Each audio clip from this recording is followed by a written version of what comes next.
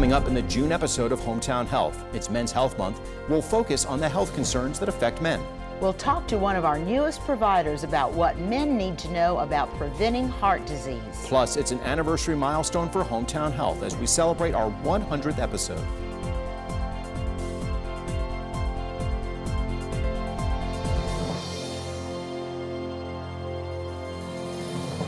Welcome to the multi-award-winning Hometown Health. Good things for those who wait. I'm Mark Roberts. And I'm Beverly Onstead in studio at Lake Sumter State College. We'll have those stories and more.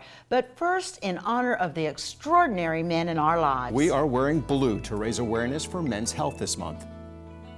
The month of June is recognized as Men's Health Month with a special emphasis on National Men's Health Week, which runs from June 12th to June 18th, ending on Father's Day, a day to thank all the father figures in your life for their support and encouragement. The Wear Blue campaign was created by the Men's Health Network to encourage men to live longer and healthier lives through healthier lifestyle choices and by visiting their doctors annually. You can get involved. Set up a Wear Blue Day to raise awareness and money for education about the need for men to seek regular checkups, or set aside a Wear Blue Friday, the Friday before Father's Day. We've included a link to more ideas and information on the Men's Health Network's Wear Blue campaign. Just click the News of Note tab on our homepage at yourhometownhealth.com. June may be Men's Health Month, but it's also time for us here at Hometown Health to celebrate a milestone. That's right. This marks our 100th episode of sharing education, information, and entertainment with our viewers. And coming up a little bit later in the episode, we'll take a look back at some of our favorite moments during Hometown Health. In the meantime, let's take a look at some not so surprising statistics about men's health. It's no secret that men aren't always the best at taking care of themselves. Last year, as part of their national Mention It campaign, the Cleveland Clinic surveyed more than 500 men ages 18 to 70 across the United States and found that only 3 in 5 men get an annual physical, and that just over 40% go to the doctor only when they fear they have a serious medical condition. Over half the men surveyed said that their health just isn't something they talk about. Men are much more likely to discuss current events, sports, or their job rather than their health with their male friends. When men do discuss their health, they brag about hero injuries or wait until they've had a close call before they say something, while below-the-belt issues are rarely, if ever, discussed. For those men who did manage to make it to the doctor's office, survey respondents said it was only to stop a loved one from nagging them. With such a cavalier attitude towards health, do men fear anything at all? Well, yes, according to the survey data. The number one thing men worry about most is preventing a heart attack. Dr. Nitza Alvarez, cardiologist at Tri-County Heart Institute, tells us what every man needs to know about preventing heart problems.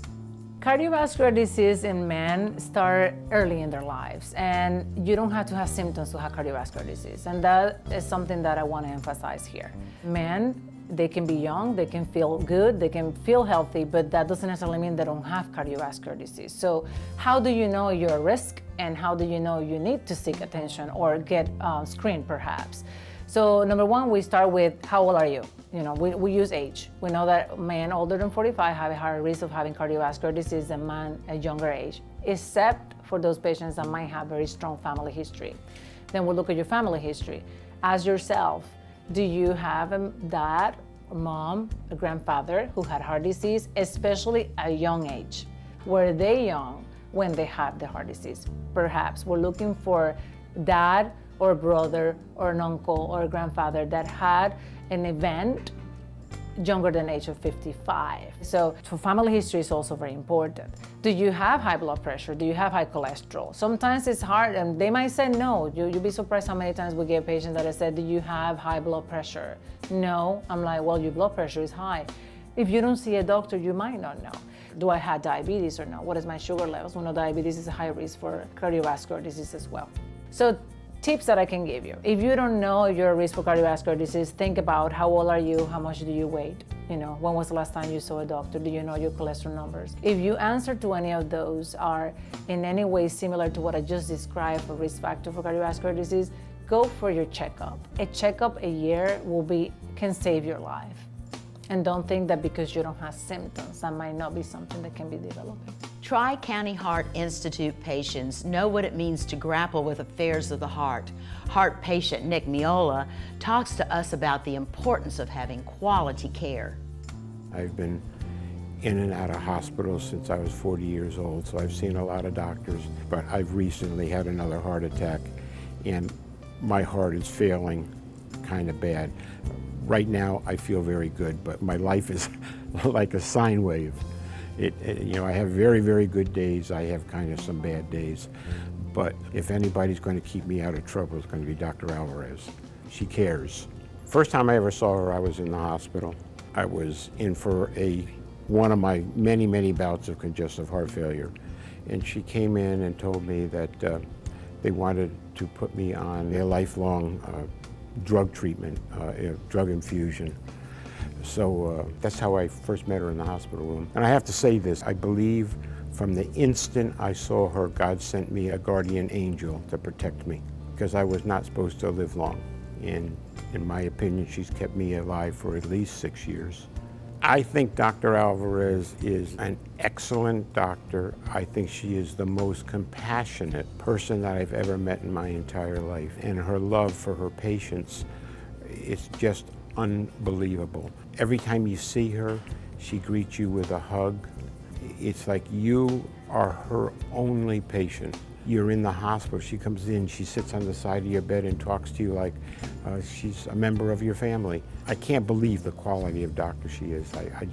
I tell everybody about her. You'll find information for Dr. Nitza Alvarez and the Tri-County Heart Institute when you click the Men's Heart Health Story Link icon online at yourhometownhealth.com.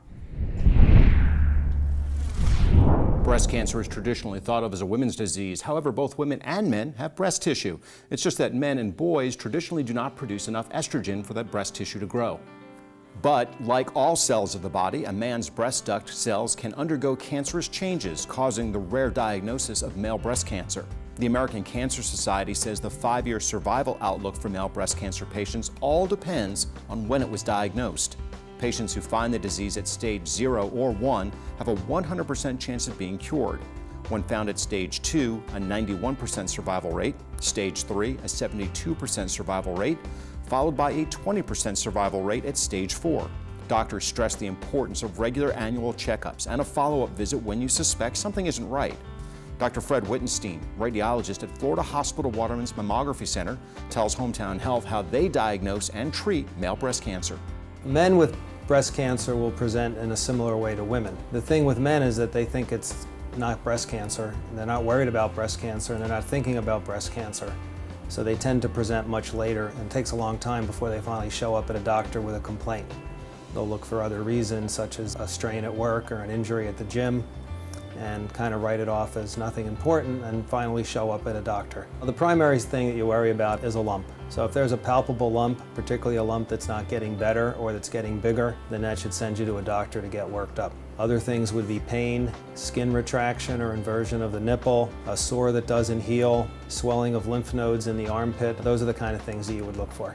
We have a mammography center, and 90+% of our patients are women. We have a separate waiting area for men so that they're a little bit away from the general flow of the women patients. But once a man gets in, he's treated the same way. So we get 2 views of each breast. We always do both breasts because that way you have one to compare to the other. It's a very straightforward procedure. You come in, you take off your shirt, very easy for guys, and they're done standing up typically, and the machine comes in and compresses the breast, and we'll compress the breast top to bottom, and then we'll compress the breast sort of side to side on a bit of an angle.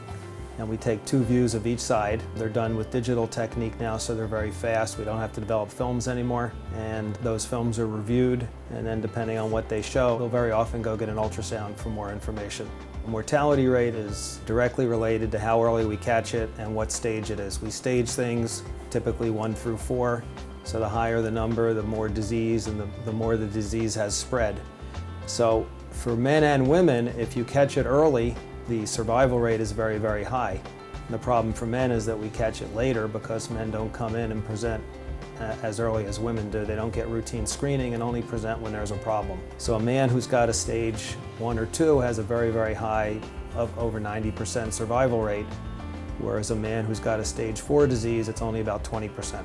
So being aware, being alert, and getting on these things quickly is the most important thing for both men and women. As with most diseases, if caught early, male breast cancer can be cured. We talked to one Lake County man about his experience with breast cancer. I had been dealing with skin cancer, slow growth skin cancer, which is an ongoing battle, especially if you live in Florida. And I mentioned to the doctor that something was going on with my right breast. He looked at it and immediately took a biopsy. Because they were afraid that what I had was very aggressive, they immediately gave me a mastectomy. So from the time I found out I had cancer to the time I had the mastectomy was weeks, literally weeks. When you first get that diagnosis, like everybody who gets the cancer, it's a shock. At first, you don't believe them because men don't get breast cancer. We don't hear about men with breast cancer. So one side of me was like, what? You must be wrong. This can't be right. Then as I went through the process, I began to realize that men are 1%, but yet the highest rate of mortality because they ignore it. I would tell people, they go, oh my God, Rich, you have cancer. What kind?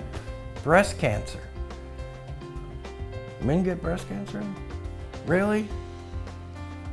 Yes, I have breast cancer. Florida Hospital Waterman has been designated a breast imaging center of excellence by the American College of Radiology. If you'd like more information about their digital mammography services or to schedule an appointment, follow the Men and Breast Cancer story link on our homepage at yourhometownhealth.com. They say hindsight is 20/20, but as we look back over the years, we can see how the Hometown Health Network has grown. I recently had the chance to appear as a guest on LSTV's Radio Waves with host Chris Poliquin, who asked about the early years and the genesis of Hometown Health. Talk to me a little bit about Hometown Health. The company launched in 2009 as Hometown Health TV LLC. We started out producing a monthly medical program that featured local practitioners in a specialty exclusive type of presentation to help market, educate, inform, and entertain people in the waiting room at local doctor's offices. We've picked up probably in the neighborhood of about a dozen awards along the way, industry awards, community awards, specifically for Hometown Health. And it's been an unbelievable, exciting ride that we've been on since we've started producing those episodes. And we started out with, I think, 2 specialists in the network. I think we hit a capacity of maybe 22, which is really kind of our sweet spot. And right now we're sitting around 19. So it's it's been a really interesting way to create compelling video content and distribute it across multiple platforms. You can catch the entire episode of Radio Waves airing exclusively on Lake Sumter TV during the first 2 weeks of June or on the LSTV YouTube channel. Well, Mark, it's time for some nostalgic, newsworthy numbers as we look back at some of the statistics during our first 100 episodes.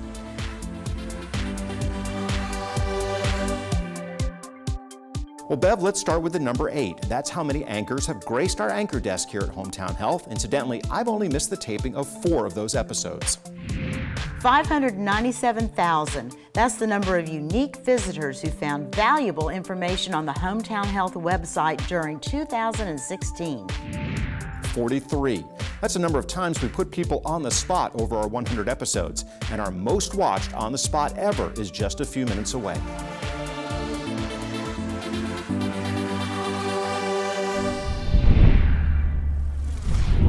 Well, it's time to head to break, but when we come back, the Center for Medical Imaging explains how new screening options have improved our chances of living with lung cancer.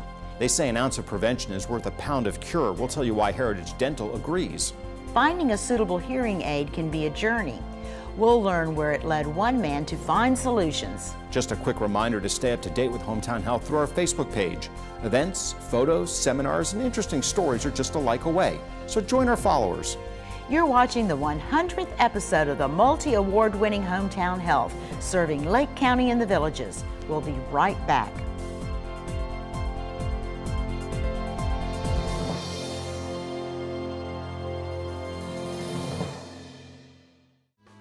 Happy 100th episode, Hometown Health. Congratulations. The content and information provided by Hometown Health is intended for informational, educational, and entertainment purposes only. Always be sure to consult with your physician or other medical professional to determine what's best for you and your health.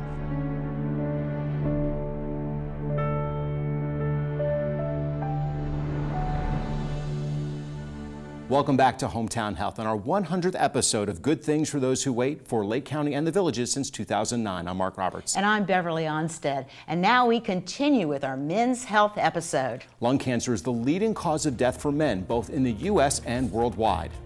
While smoking is considered the cause of roughly 90% of lung cancers in men, it's important to note that many men that develop lung cancer do not currently smoke. In fact, roughly half of the men currently living with lung cancer were former smokers at the time of their diagnosis. Occupational exposures account for a significant percentage of lung cancers in men, and in some studies is considered to be responsible for 13 to 29% of the cases. Common occupations linked with an increased risk of developing lung cancer include metal workers, painters, cleaners, bakers, plumbers and pipe fitters, welders, freight handlers, construction workers, and auto mechanics. But if there's a silver lining in this cloud, it would be that the rate of lung cancer in men has been decreasing, thanks in part to anti-smoking campaigns, stricter public smoking laws, and recent advances in diagnostics and therapy. The specialists from the Center for Medical Imaging explain the advanced screening options they now offer for lung cancer. Florida Hospital in Waterman was the first institution in Lake County to bring SPECT-CT nuclear medicine imaging to the county. Now what that does is take nuclear medicine scans and you fuse it with a CAT scan so that we can actually, just like in the PET scan, see where the abnormality is. For smokers, that's very important because the American College of Radiology supports lung screening, and there's a certain population where we can find cancers early enough that it actually will make a difference, that you will find them. So not just for treatment, but maybe we will be able to find it early enough that someone can actually be cured or prevented from having advanced disease. For information on the board-certified radiologists at the Center for Medical Imaging, or to find out more about their numerous imaging procedures, please click the Screening for Lung Cancer StoryLink icon on our homepage, yourhometownhealth.com. If you are an adult who thinks that your cavity-prone years are behind you and you don't need regular dental checkups, think again. As you get older, you're at risk for many dental problems you didn't have to deal with when you were younger. Researchers from the University of Michigan School of Dentistry explored the link between long-term tooth loss and frequency of preventative dental visits. Their findings were backed by the American Dental Association and were reported in the Journal of Dental Research. The takeaway here: personalized oral care is necessary for good dental health. We sat down with Heritage Dental patient Dick Franklin, who explained why frequent dental visits are helping him keep his teeth healthy and strong. When I first became an adult, I was told at the tender age of 20 that I would have no teeth by the time I was 50. And that's how bad my teeth were. The dentist, when I was a young man, told me that just brushing my teeth was actually taking the enamel off of them. I don't think they really know what the cause was.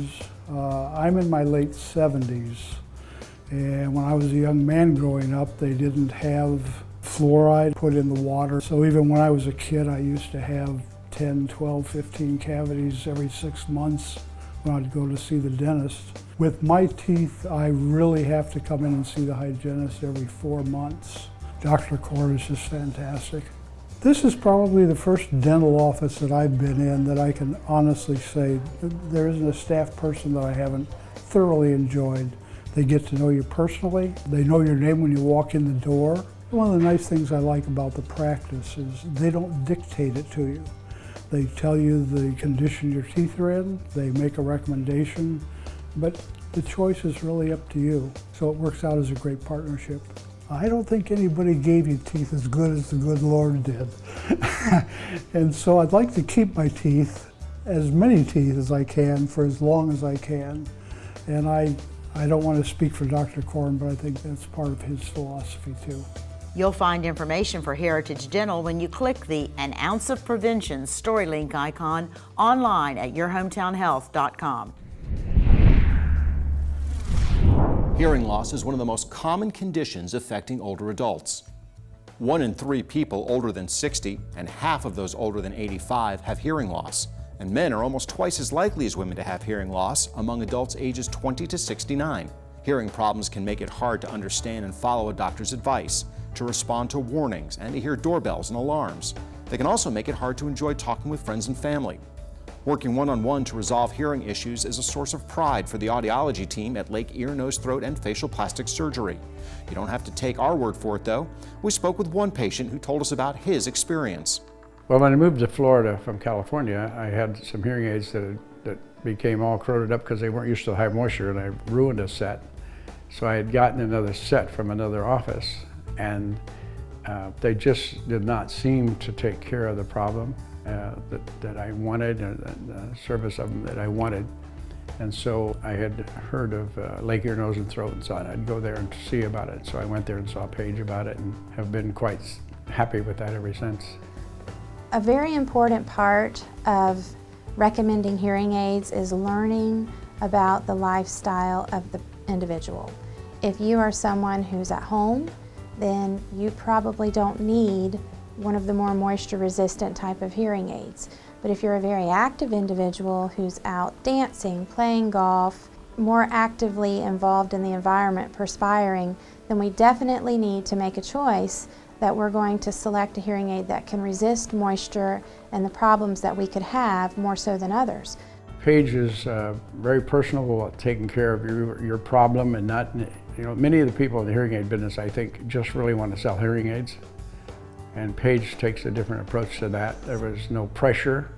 It was just a nice experience not to be pushed into it, because they are, it can be an expensive item to buy, and if you're going to spend that kind of money, you need to know that they serve your needs the best they can. And she did all of those things. Let me try them out and tested them, and we tried some other ones, tested them, and then took her time and purchased these that I have now, and I've had these for over 5 years.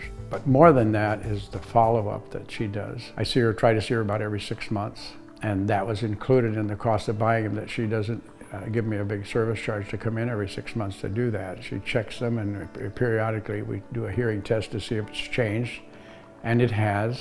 And she's taken care of that by modifying what these hearing aids can do. She has actually reprogrammed them. She's been very, very good about it, of addressing my problem and fixing that and trying to make those work the best she can. Success with my patients would be having a smile on a face, having someone say, I wish I would have done this years ago, I can't believe how well I'm hearing, or just simply putting a hearing aid in and seeing for the first time their significant other, their child, their spouse say, you're hearing me, and you were not hearing me an hour ago. For more information on hearing aids and the audiology services available at Lake Ear, Nose, Throat, and Facial Plastic Surgery, just click on the Man I Can Hear story link on our homepage at yourhometownhealth.com. 100 episodes later, and you say you're still looking for even more health and wellness information? Well, be sure to check out Waterman Wellness, airing exclusively on Lake Sumter TV. With a look at what's coming up in this month's episode, here's host Alyssa Horitzik. Alyssa? Thanks, Mark. You'll want to tune into this month's episode of Waterman Wellness because our focus on men's health looks at a test used to help diagnose prostate cancer.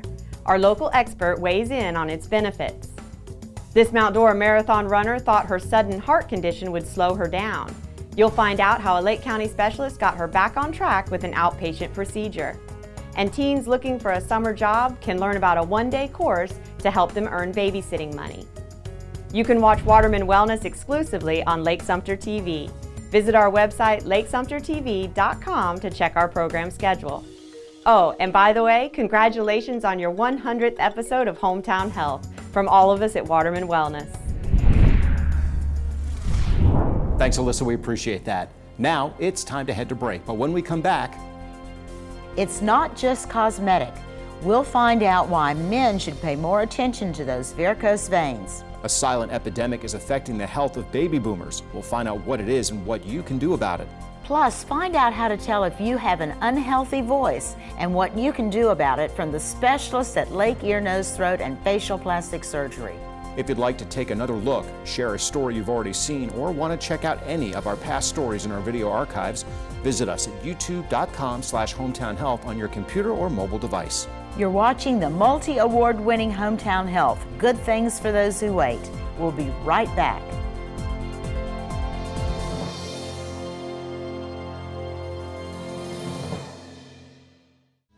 Congratulations on 100 episodes of Hometown Health.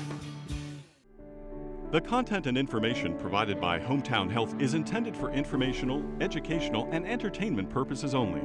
Always be sure to consult with your physician or other medical professional to determine what's best for you and your health.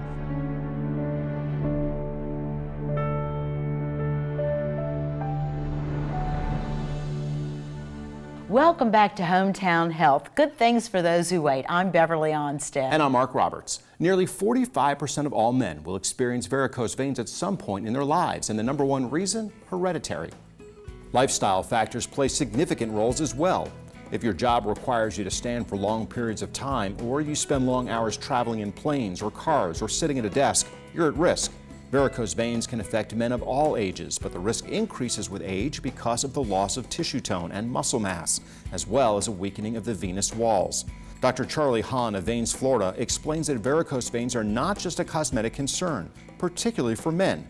They can also lead to problems that may hinder their daily activity. Men tend to get large varicose veins. They tend not to get a lot of the spider veins the women get. I think their skin is thicker. And I would say overall probably 15 to 20% of my patients are men and 80% are women. Genetic plays a very large role. The patient have a strong family history of varicose vein, tend to develop early and tend to have lots of more. It certainly has a genetic disposition. Varicose veins most common happen to women because they have hormonal changes in their body, but men certainly can have those. If they have a job require they standing on their feet for a long period of time, tend to develop varicose veins also. The reason being is we as human, we are bipedal, we stand upright. So our body work against gravity. The human body is not designed for that. It's designed for being on the four legs, and just like cows or horse. And so when you're standing up for a long time, the gravity will pull the blood down, and the body trying to prevent that by using a valve system in the veins. Over the years, the veins, the valves can worn out in the veins that cause varicose veins. A lot of patients think it's not medical problems, but varicose veins can cause blood clots in them, and then they cause a tremendous amount of pain once the blood in them become clots. And we call the thrombophlebitis. And also, the larger it gets, they tend to pull more blood, which cause skin changes, color changes around these large varicose veins. It can cause skin ulcers, which will take a very long time to heal. And also they can cause a large amount of bleeding if they got injured. People can live with varicose veins for a long time. They tend to have a long-lasting effect on patients, more so than some of the medical problems, in which either you don't have symptoms or the symptom goes away after short treatment. But for varicose veins, it can come back years later, and it's been with patient for a long time. Varicose veins may be overlooked as a cause of leg pain because not all varicose veins bulge on the surface.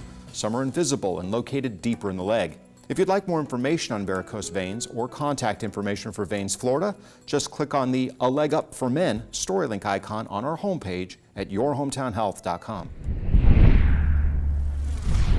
Hepatitis C is a contagious liver disease caused by a virus. It is the most common blood-borne disease in the United States, which means you have to come in contact with blood or blood products to get it. An estimated 1 in 30 baby boomers have hepatitis C, and most don't even know it. People live with it for years or even decades with no symptoms, while the disease slowly damages their liver. By the time symptoms do appear, liver damage is often advanced. Dr. Garth George of Advanced Gastroenterology and Surgery Associates tell us what we need to know about Hep C and how to find out if you've been exposed to this silent epidemic. Hepatitis basically means inflammation of the liver. And there are many things that can cause hepatitis. First off, most people think of the viruses when someone says hepatitis, but the list of things that can cause inflammation of the liver are extensive. Not just viruses, but alcohol, medications, some diseases. However, most people concentrate on the hepatitis viruses. Of the viruses, there are approximately 5 hepatitis viruses, A, B, C, D, and E. The one that's causing the most difficulty right now is hepatitis C. What we've observed over the past few decades is that people born between 1945 to 1965 have 5 times the incidence of hepatitis C than people born in other decades. Hepatitis C is spread mainly parenterally, so you have to be exposed to blood. So previous intravenous drug abusers, patients who've had blood transfusion prior to 1992 are high risk. And then there could be some subtle times of transmission in healthcare professionals who get exposed to contact with blood that's tainted with hepatitis C. The vast majority of patients with hepatitis C are what we call asymptomatic. They have no idea that they have the virus. You know, they may have very mild fatigue, sort of mild myalgias, somewhat like the common flu. However, the vast majority have no symptoms at all. And that is why many of our patients, we ultimately diagnose them when they already have advanced liver disease with cirrhosis. Patients will come in with complications of cirrhosis and found to have hepatitis C, and they never knew that they had it, and they were probably exposed to the virus 20, 30 years ago. So it's a very silent disease. It's the biggest reason that liver transplantations are done in this country. So the risks of having hepatitis C are cirrhosis of the liver initially and its complications thereof, as well as the development of cancer of the liver. It's a very slow process. Every primary care doctor probably has about 40 patients with hepatitis C that's not diagnosed. So the focus is on the primary care physicians to start testing their patients for hepatitis C, regardless of other risk factors that we normally follow. So right now, hepatitis C is a significant healthcare burden. It's probably estimated about $3.3 billion a year. And so we're trying to improve that. For more information on Advanced Gastroenterology and Surgery Associates and their services, please click the Help for Hep C Story link icon on our homepage, yourhometownhealth.com. It may come as a surprise to you the variety of conditions that can lead to voice problems. Colds, allergies, bronchitis, acid reflux, or cheering for your favorite sports team can result in a hoarse voice or even no voice at all. There's also more serious voice conditions which could warrant a trip to the doctor.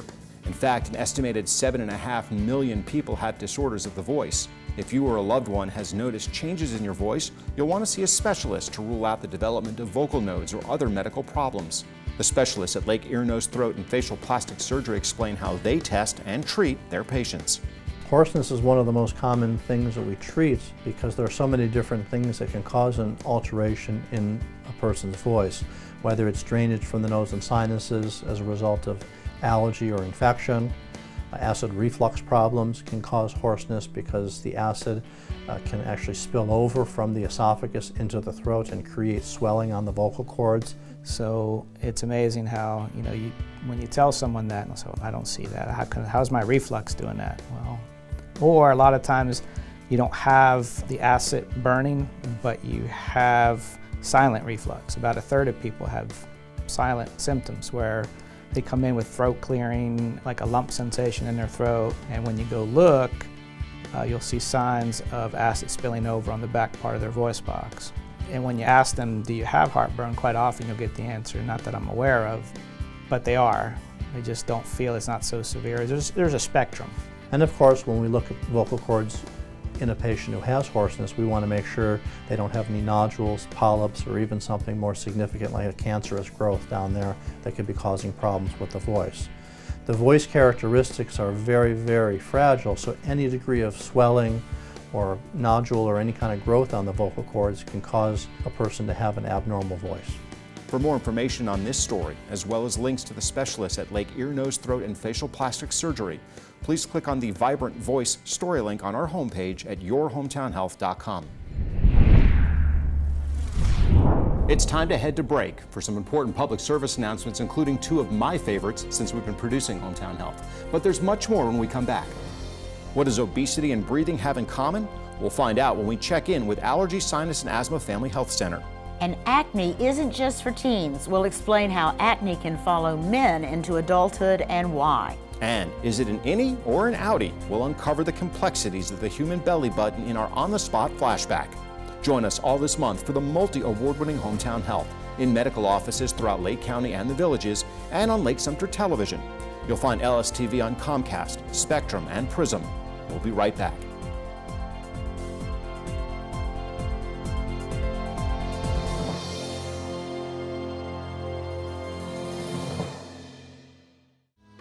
Felicidades en su episodio número 100, Hometown Health. The content and information provided by Hometown Health is intended for informational, educational, and entertainment purposes only. Always be sure to consult with your physician or other medical professional to determine what's best for you and your health.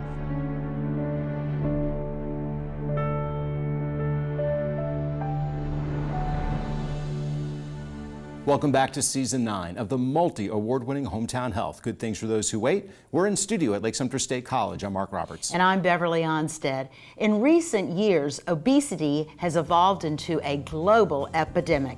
In 2015, the Henry J. Kaiser Family Foundation analyzed statistics from a survey conducted by the CDC on overweight and obesity rates for adults by gender.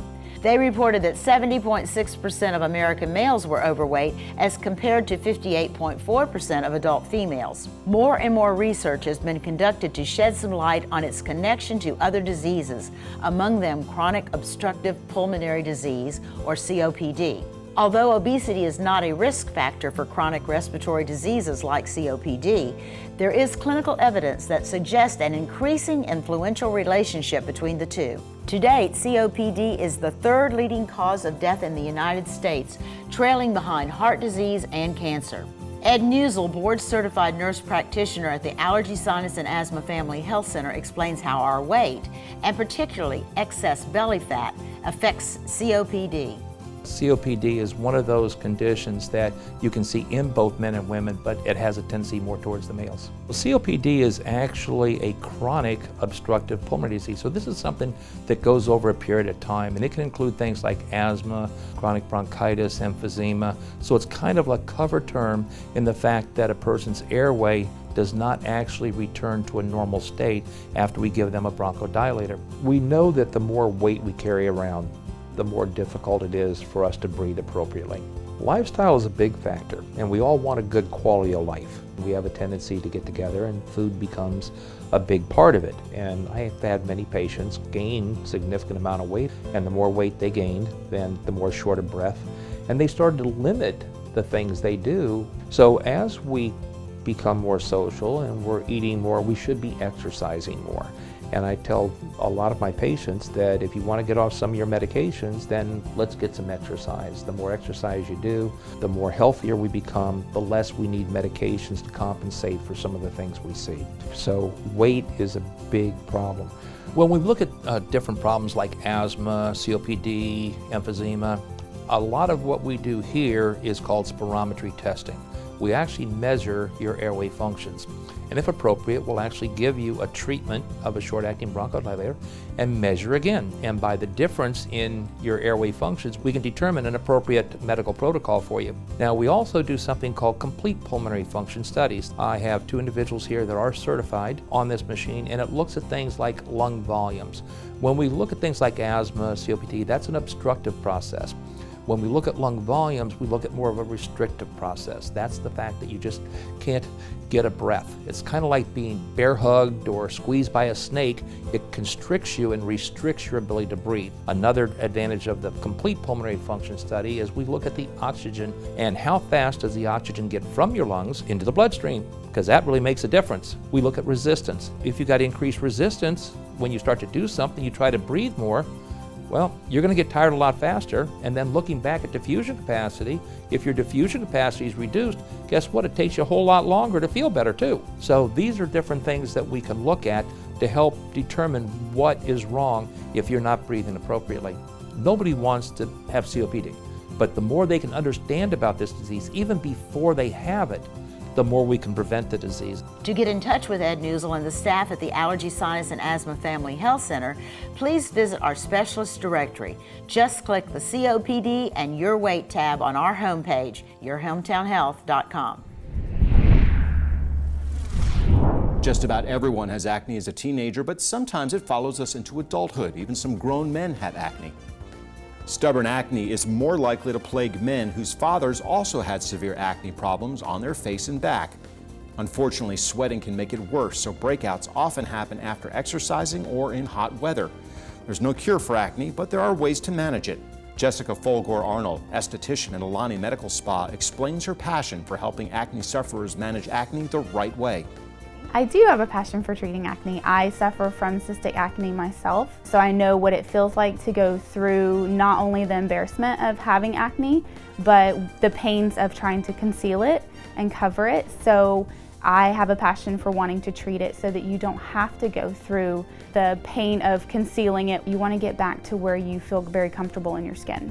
When they first come in for their consultation, which is complimentary, we go over their concerns. We always try to make sure that our clients are happy, and we never try to over push any procedures. Using some of the products that you receive over the counter, a lot of clients will, oh, my skin is dry, but they're using a product that maybe contain too much oil or anything like that, and that could be causing breakouts. And also for your skin to overproduce the oil now, so it's actually more drying to the skin.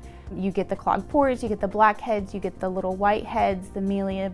Sometimes you kind of put a blanket over what's the real issue. Depending on the grade of acne, sometimes it's down to the Silk Peel. The Silk Peel has a clarifying solution that's made specifically for acne. We also do extractions. We can do the VI Peel, which is also wonderful for an acne, depending on the grade, treatment, and products. We carry the Obagi line, which has a Cleansoderm system in it that is specific for acne. It's not going to over dry the skin so that you keep the natural oils, but it's going to help dry out the breakouts. Your skin does not have to look worse before it gets better. For more information on Alani Medical Spa and their products and services available to help your skin look its best, please click the Male Breakout story link icon on our homepage, yourhometownhealth.com. 100 episodes has allowed us to accumulate a few of our own numbers here at Hometown Health, and we'd like to share them with you. It's time to take another walk down memory lane and share some historic, newsworthy numbers with you.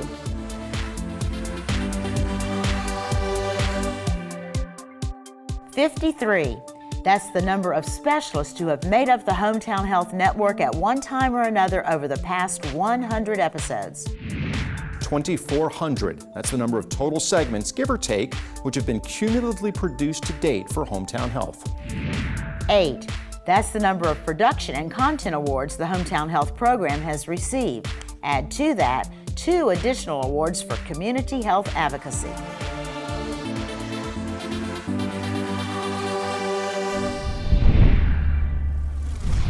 At this point in the show, we usually go out into Lake County and put people on the spot with challenging health trivia. So we're going to continue our 100th episode celebration with a look back at our most popular on the spot ever. Let's head back in time to 2011, Healthy Hits Night at the Leesburg Lightning game, when we put fans on the spot about what else? Their belly buttons. With almost 23,000 views on YouTube, here's Belly Button Ins and Outs with former reporter and producer Michelle Wargo.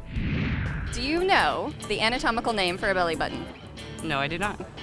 It used to be the umbilical cord, but I'm not sure the name of it though. Do you know the anatomical name for the belly button? No. Umbilical? Yes! It is called the umbilicus. What kind of belly button do you have? Audi. Can I see it? Would you mind showing us? What kind of belly button do you have? Any. Can I see it? That's kind of ugly. Please, they're really, really rare. Is it an Audi? Is it an innie? Oh! It's a not dairy. Can you show us and I'll tell you what it is? That's an innie. That is definitely an innie. All right, well then my next question is, do more people have innies or Audis? Audis. What's the bigger percentage, innies or Audis? Innies. Innies. That's correct. 88% of the respondents on an MSNBC online poll have innies. Now, if you have half an innie and half an outie, what's it called? A belly button. That is true. A flat one. They like to call it an in-betweenie. In-betweenie, okay. I've never heard of that. But Me either. I've never heard anybody refer to it as an in-betweenie. There's a guy in Great Britain who has the world record for most belly button lint collected. And wait, over 26 years? Oh, let's try 26 pounds. I don't know, 40 pounds? Have you ever collected belly button lint? 50? Do you have belly button lint? You want to check right now? 26 grams. Oh, very close. 22.1 grams. I knew that one too. It would be like 3 jars worth. Yes. And it's in different colors. Oh, amazing. Do you have an innie or an outie? I have an innie. Can we see it? No. We invite you to join us as part of our month-long 100th episode celebration as the Leesburg Lightning host Hometown Health Night, Friday, June 23rd. Game time is 7 p.m. as the Leesburg Lightning take on the Sanford River Rats at Pat Thomas Stadium. And Dr. Dino Madonna of Lake ENT, the first and longest-running specialist in the Hometown Health Network, will represent all of us with the ceremonial first pitch. Admission is free, parking is free, and the food has no health value whatsoever, but it's really good. Plus, we'll be giving away some commemorative gifts to mark our milestone. You'll find all the details under Lightning Night on our News of Note page at yourhometownhealth.com. We hope to see you there. And with that, we bring this month's episode to a close. Thanks so much for joining us. And as always, thanks to all the Lake County specialists who make up the Hometown Health Network. And we want to thank everybody who has had a hand in bringing the first 100 episodes of Hometown Health to life. We'll be back here in July as we begin our march towards episode 150. Until then, here's wishing you good things for those who wait. We leave you now with some fun outtakes of episodes past. You know what's bothering me? You're shifting back and forth and the light is going like that. What? Just go outside. A little further, a little further. You really are a pig pen, aren't you? Holy cow. Yours looks like you had it hanging out of one of the windows in your car when you were driving in this morning. I think I might have. As we age, Your script is messy too. Perfectly neat and flat. Oh. Here's a look at what you'll be finding this month. You got me all messed right? up when I you knew did it. those I knew it. ears. You did. But until then, here's wishing you good health. And I know that wasn't right either. Most people recognize that hospice. Well, no well, Mark. But it turns out it's not just the skin that relaxes.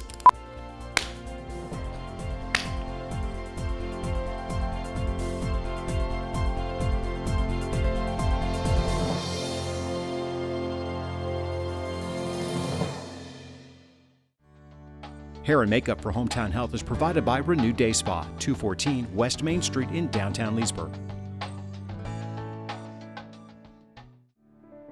The content and information provided by Hometown Health is intended for informational, educational, and entertainment purposes only. Always be sure to consult with your physician or other medical professional to determine what's best for you and your health.